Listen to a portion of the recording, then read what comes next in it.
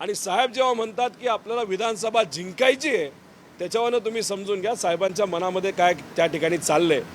त्यामुळे तुम्ही फक्त थोडे दिवस जाऊ द्या.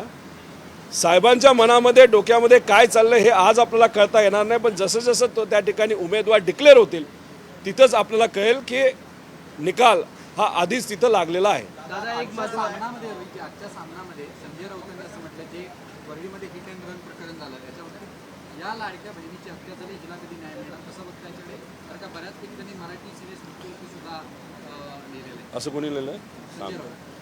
आम्ही सुरुवातीला बोललो होतो 48 तास 50 तास तो मुलगा सापडणार नाही.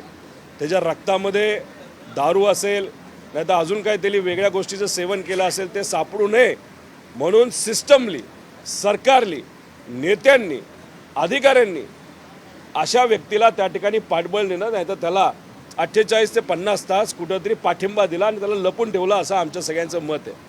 सामान्य कुटुंबातली एक महिला त्या ठिकाणी गाडीखाली येते, कदाचित त्यावेळेसच त्याला ब्रेक लावला असता तर ती वाचू शकली असती, पण 2 किलोमीटर त्या महिलेला फरफटत नेलं, परत एकदा गाडी तिच्या अंगावर नेलं. म्हणजे या व्यक्तीच्या हृदयच नाही असं आपल्याला म्हणावं लागेल.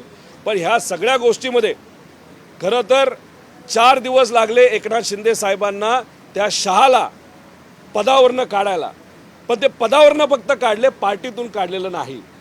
अशी एखादी घटना दुसऱ्या एखाद्या पक्षात घडली असती तर पार्टीतून पण काढलं असतं आणि पदावरनं पण काढलं असतं, पण शिंदे साहेबांनी त्यांना पार्टीत ठेवले पण पदावरनं काढलेले. हे कुठंतरी